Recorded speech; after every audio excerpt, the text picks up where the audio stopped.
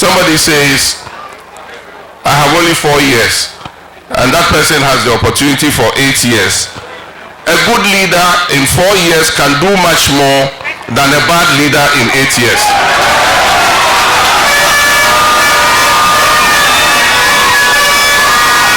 Recently, there was an issue about a document called AGYAPADI3. They said it's fabricated. But even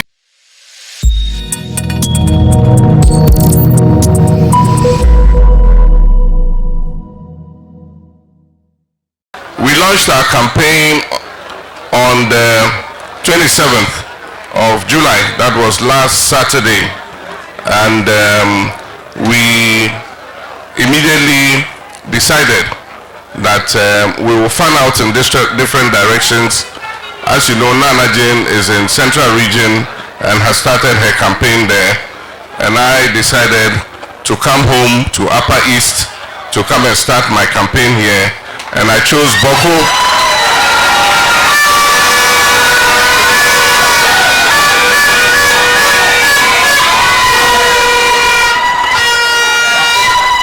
And I chose my home Boku as the first port of call. And so this morning we're starting the national campaign here in Boku. We've already gone indoors and spoken to my father, the Boku Nabra, and we've discussed a few issues, but there are a few issues that I think that I should say publicly so that we all are on the same wavelength.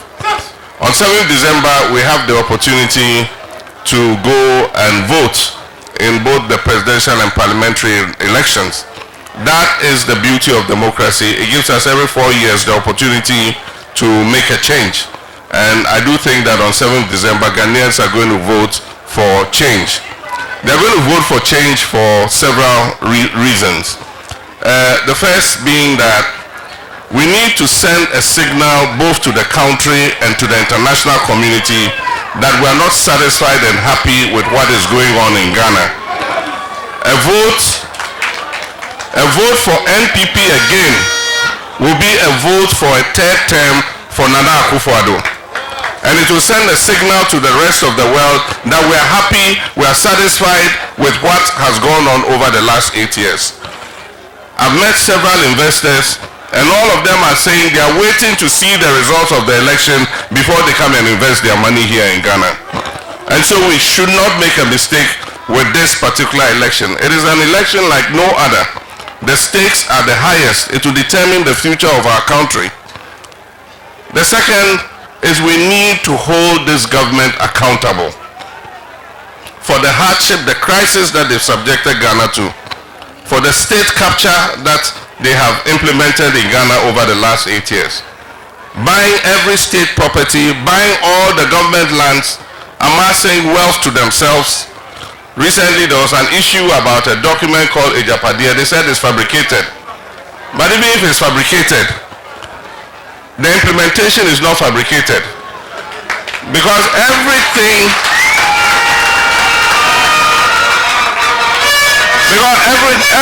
that is written in that document has been implemented. So if really somebody sat and fabricated that document, then the person can really read the minds of people.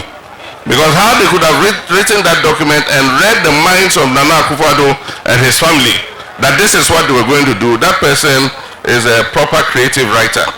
Because everything in that document has been implemented. And so the implementation cannot be fabricated. So they must be held accountable. And that is why Nana Addo says he will not hand over to John Mahama. Because he knows that when I come, I'll hold he and his family and his government accountable for what they have done.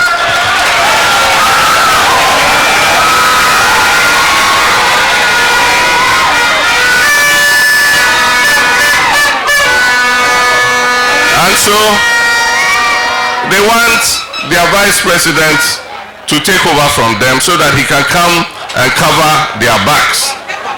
It is not going to happen. NDC is going to win the election, and Those who have made the people of Ghana suffer by misappropriating the wealth of the people, by abusing their office, will be held accountable for what they have done. But I'm always quick to add that when we come into government and we appoint people into office under our government, the same measure that we met out to the outgone MPP administration is the same measure we shall deal with our own people in our government if they do the same thing that the MPP has done. And so, I want all of us to turn out in our numbers and vote. There's a mop-up exercise that is currently going on.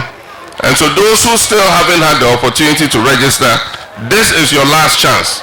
Because as far as I know, this is the last time the Electoral Commission is going to open the register before we go for elections.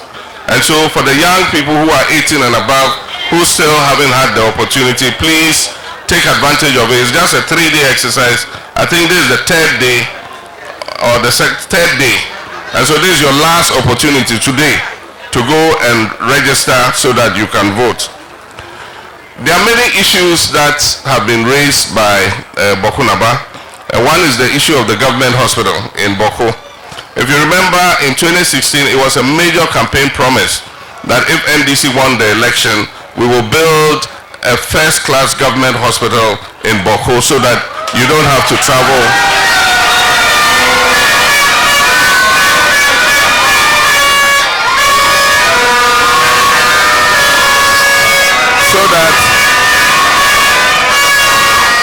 So that you don't have to travel to Bolga and to Tamale to seek medical care. There is a hospital we're building in Garu, which unfortunately has been abandoned. I can assure the people of Garu that when we come, we'll continue and finish that hospital too, so that they can have access to modern healthcare facilities. There are many projects that we were working on that unfortunately have stalled. I remember I cut the sod for the start of the Bolga Boku Pulmakon Road sometime in 2015. We expected that that road would have been completed today. As of now, the contractor has left site and the road has been abandoned. I can assure you, and I assured my father Boku Naba, that when we come, we'll tackle that road and finish it. We also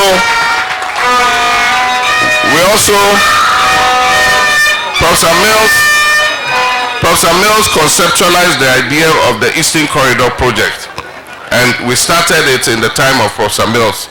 I came and I continued it and did the segment between Nakwanduri and Otidamanko. There's another segment from Nakwanduri all the way through to Kulungungu. That segment has not been started yet. I can assure you when we come, depending on the availability of resources, and we will prioritize that road, we will complete the Eastern Corridor Road so that it will make it easier to move from here to the south.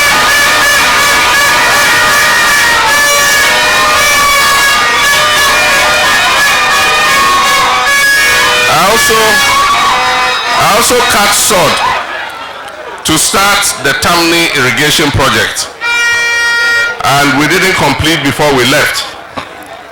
We finished phase 1. This government continued it very slowly, but still it has not been done.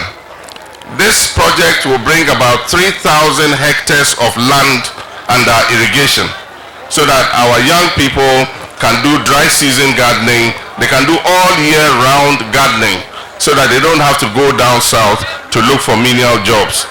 And so when we come, we'll finish the Tamni irrigation project because we know it's going to benefit at least 4 districts in this area. All the young people will have the opportunity, who are interested in farming, will have the opportunity to be able to farm all the year round. And so Tamni is one thing that will finish. In addition to that, Boku Naba raised with me several other issues, including a tertiary educational institution in Boku area, because we don't have tertiary educational, there's no university in this area. So the young people, when they finish school, have to travel to other places to go to university. and he's recommended that we use the Savannah Research Institute's project office here as the basis for that. We'll look at the feasibility and see how we can get that going.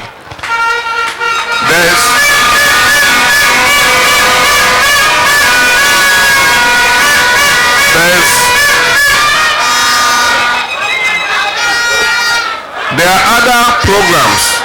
We intend to launch our manifesto this month, and there are several projects that are targeted at reducing unemployment.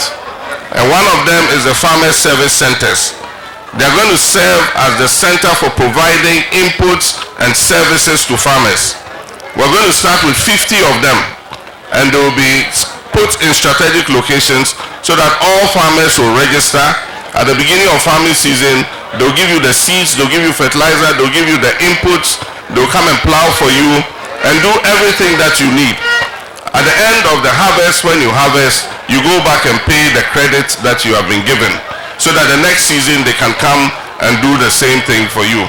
And so the Farmer Service Centers are going to be a one-stop shop to assist our farmers to be able to increase production.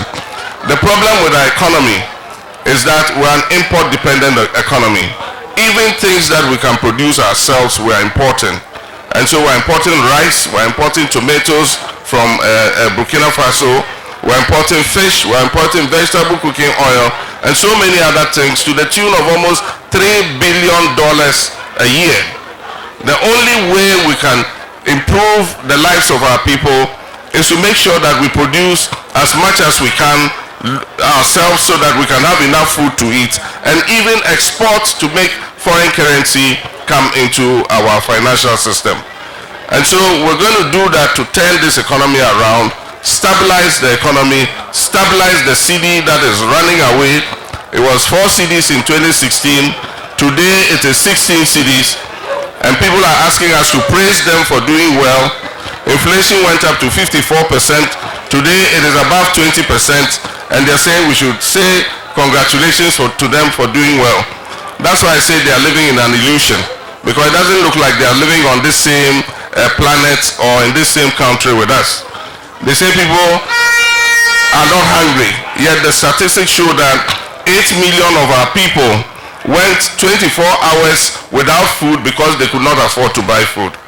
And so we must make a change, and the opportunity to make that change is 7th December 2024.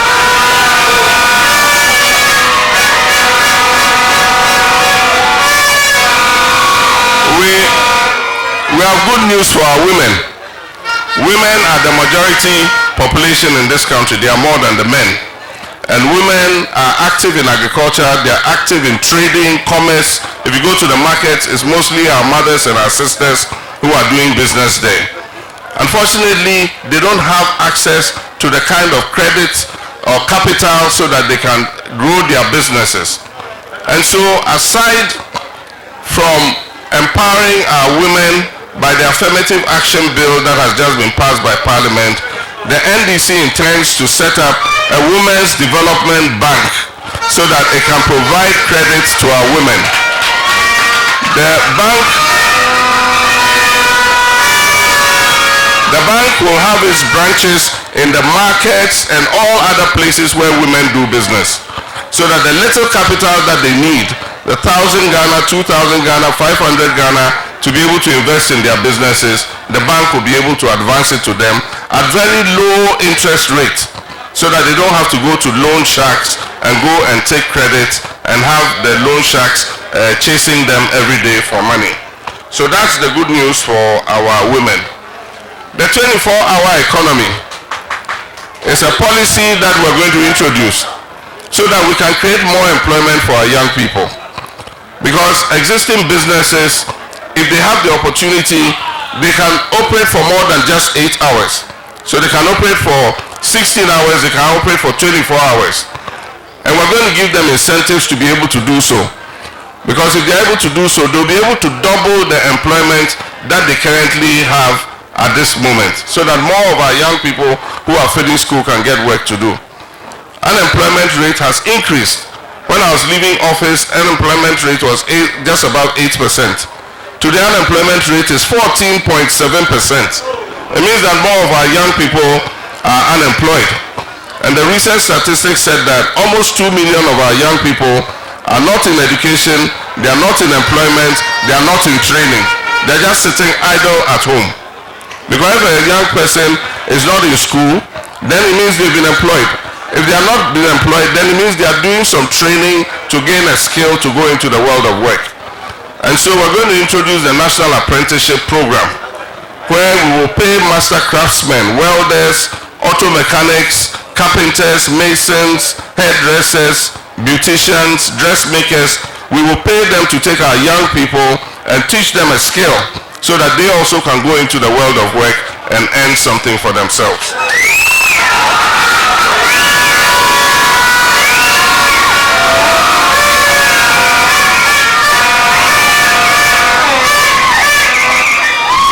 My father, Boku, raised an issue with me, and I discussed something with him.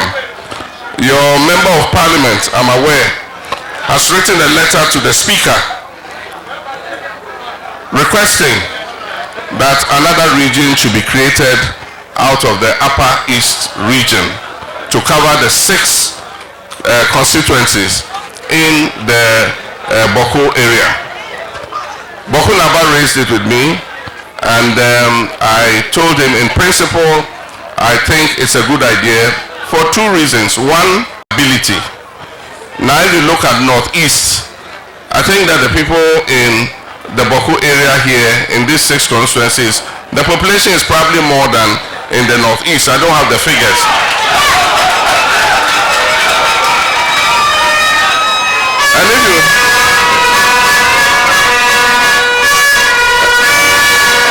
And if you look at the land size is comparable to the land size of the Northeast. If you look at economic viability, Boku is a major trading and commercial center.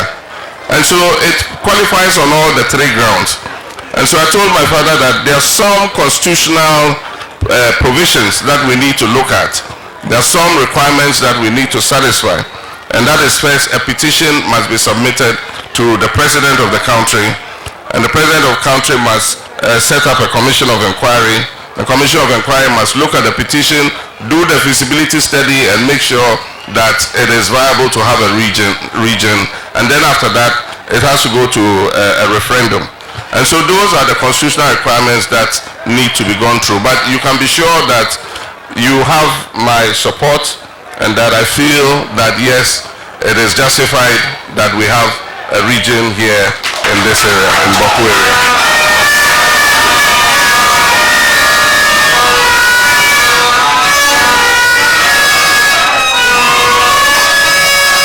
And so, finally, I'll urge all of us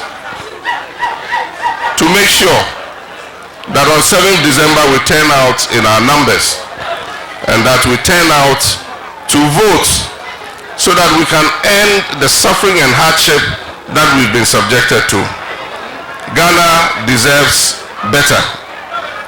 And I believe that NDC would come and continue the good work that we started, that we did not have the opportunity to finish, so that we will come and continue to build up the prosperity and progress of the people of Ghana. Somebody says, I have only 4 years, and that person has the opportunity for 8 years. A good leader in 4 years can do much more than a bad leader in 8 years.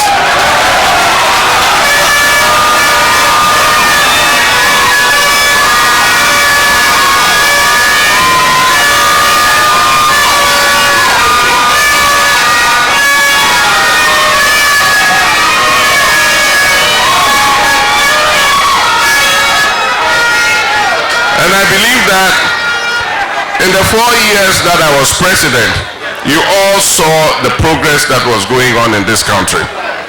I came and met an energy crisis, we resolved it, and I was even accused of providing excess generation capacity. Recently, our lights are going off again. All state enterprises are posting losses. Recently, the ECG's debt was published. They owe almost 8 billion cedis. We're going to come and reverse all that and make sure that we put Ghana on the path of progress and prosperity again. I thank you very much. God richly bless all of you.